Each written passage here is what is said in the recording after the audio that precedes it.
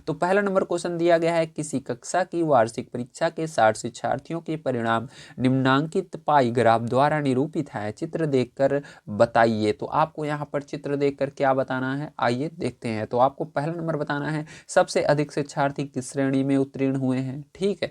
दूसरा बताना है सबसे कम शिक्षार्थी किस श्रेणी में उत्तीर्ण हुए हैं। तीसरा आपको बताना है अनुत्तीर्ण शिक्षार्थियों की संख्या कितनी है। और चौथा आपको बताना है प्रथम श्रेणी और द्वितीय श्रेणी में उत्तीर्ण शिक्षार्थियों की संख्याओं में अनुपात क्या है। तो सबसे पहले आइए पाई ग्राफ को समझ लेते हैं इसके अंदर, तो उसके बाद इन सभी के आंसर मैं आपको कॉपी पर बताऊंगा।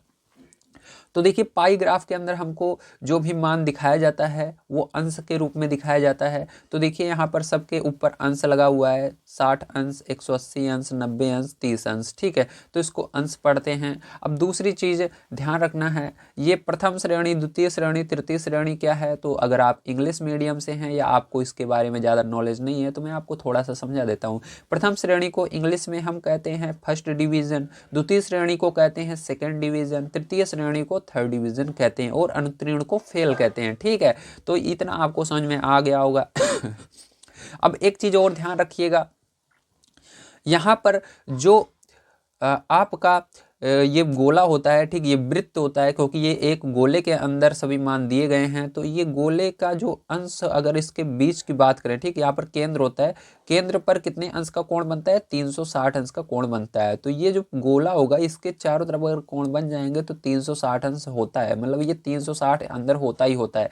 ये क्यों बता रहा हूँ मैं, क्योंकि अभी इसका जरूरत पड़ने वाली है आगे, आपको याद रखना है। गोले के केंद्र में जितने भी कोण बनते हैं सबका अगर योग निकाला जाए तो कितना होगा, 360 अंश होगा, ठीक है। तो यहाँ पर इन सबको अगर आप जोड़ोगे तो 360 होना चाहिए, ठीक है। इसको सबको अगर आप जोड़ कर देखोगे तो कितना होगा, 360 होगा, 100% होगा, ठीक है। अब चलिए चलते हैं कॉपी पर और इन सभी क्वेश्चनों के आपको उत्तर बता देते हैं। तो पहला नंबर क्वेश्चन है, सबसे अधिक शिक्षार्थी किस श्रेणी में उत्तीर्ण हुए। तो सबसे अधिक शिक्षार्थी, उत्तीर्ण का अर्थ, कभी भी उत्तीर्ण है तो आपको समझ जाना है, आपको इन्हीं तीन को देखना है, प्रथम श्रेणी, द्वितीय श्रेणी, तृतीय श्रेणी, क्योंकि उत्तीर्ण का मतलब होता है पास।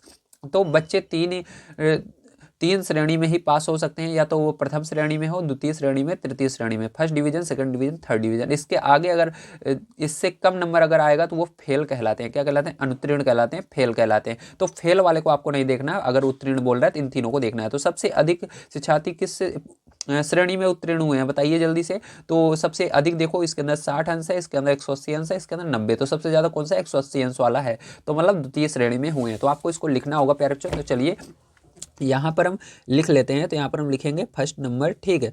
तो यहाँ पर फर्स्ट नंबर लिखेंगे, सबसे अधिक शिक्षार्थी, सबसे अधिक शिक्षार्थी, ठीक है, सबसे अधिक शिक्षार्थी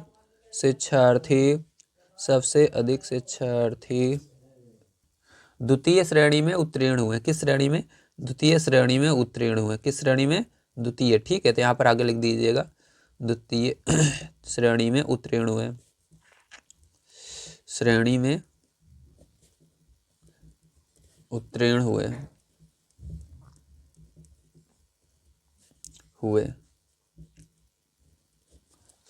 तो इस तरह से आपको लिखना है, सबसे अधिक शिक्षार्थी द्वितीय श्रेणी में उत्तीर्ण हुए। किस श्रेणी में, द्वितीय श्रेणी में उत्तीर्ण हुए हैं।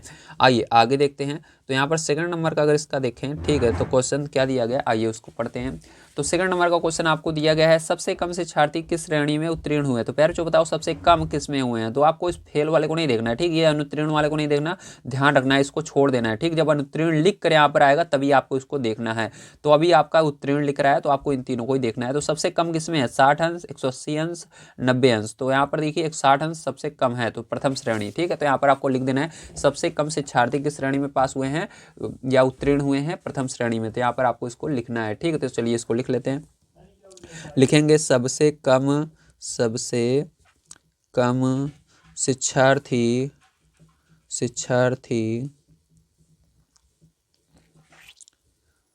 प्रथम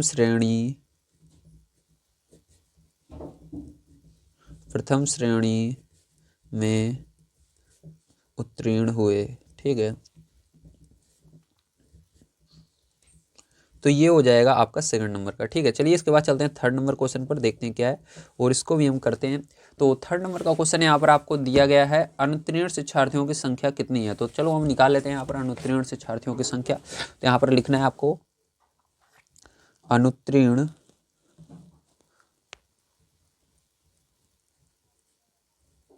शिक्षार्थियों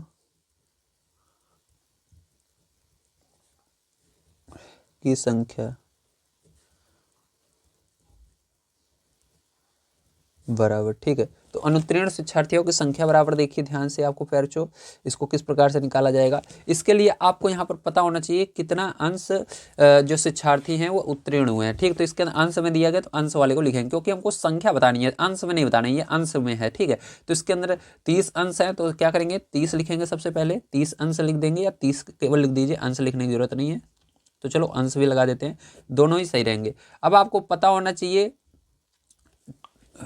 ठीक है, वृत्त के अंदर जितने भी कोण बनेंगे कितने कितने अंश के होते हैं, सबको अगर जोड़ा जाए, वृत्त के अंदर बने कोणों का योग किया जाए कितना होगा। ठीक है, तो आपको मैंने बताया था, अगर वृत्त के अंदर जितने भी कोण बनेंगे सबको जोड़ लिया जाए, तो आप इन सबको जोड़ेंगे पैरच्छो, तो आपका कितना आएगा 360 आएगा। या आप हमेशा याद रखिए, वृत्त के अंदर जितने भी कोण बनेंगे वो 360 अंश के होते हैं, आपको जोड़ने की कोई भी जरूरत नहीं है। ठीक है, ऐसे ही याद रखिए, अगर आपको कंफ्यूजन हो तो आप जोड़ भी सकते हो। ठीक है, तो 360 से क्या किया जाएगा, यहाँ पर भाग दिया जाएगा। ठीक है, समय बचाने के लिए आपको याद रखना है 360 अंश होता है, अगर कभी भूल जाओ तो आप जोड़ लेना। ठीक है, अब संख्या निकालनी है, तो संख्या निकालने के लिए आपको पता होना चाहिए कुल कितने शिक्षार्थी थे, कितने बच्चे थे।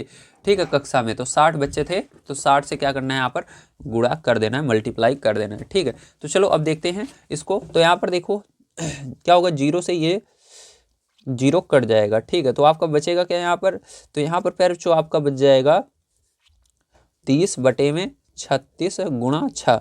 अब 6 से भाग दे दो 36 को, 6 कम 6, 6 छंग 36।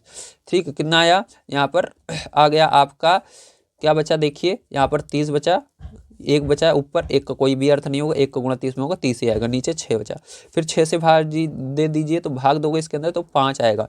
ठीक है, तो कितने संख्या जो है कितनी है, वो 5 है, कितनी है 5 है। ठीक, तो ये क्या हो जाएगा, यही इसका आंसर होगा। ठीक है, इस वाले का। चलो इसका 4 नंबर का क्वेश्चन यहाँ पर देख लेते हैं क्या है, और इसको भी करते हैं। तो 4 नंबर का क्वेश्चन यहाँ पर पैर आपको क्या दिया गया है, आइए देखते हैं।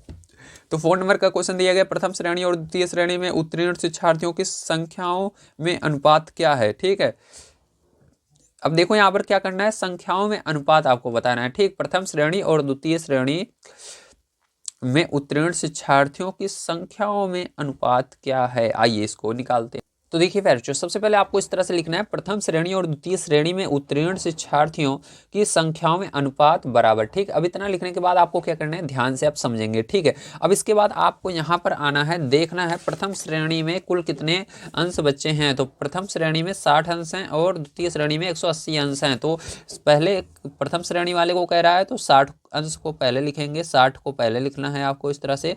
उसके बाद 180 अंश को बाद में लिखना है, तो 180 अंश को इसके नीचे लिख देना है। ठीक है, इसके नीचे इस तरह से, क्योंकि आपको पता होना चाहिए कभी भी आप अनुपात निकालते हो, ठीक है, तो उसको उसके अंदर आपको पहले वाले में दूसरे वाले से भाग देना पड़ता है। ठीक है, तो पूरा भाग नहीं देते, बस उसको सरल करते हैं।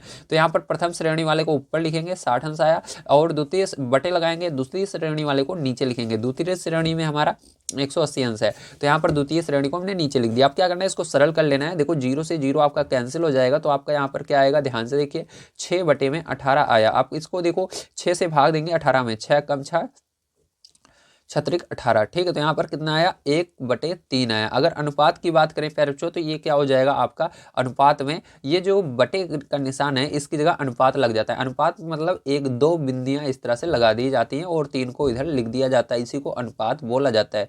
तो ये हो जाएगा आपका आंसर। ठीक है, तो समझ में आया, वेरी गुड।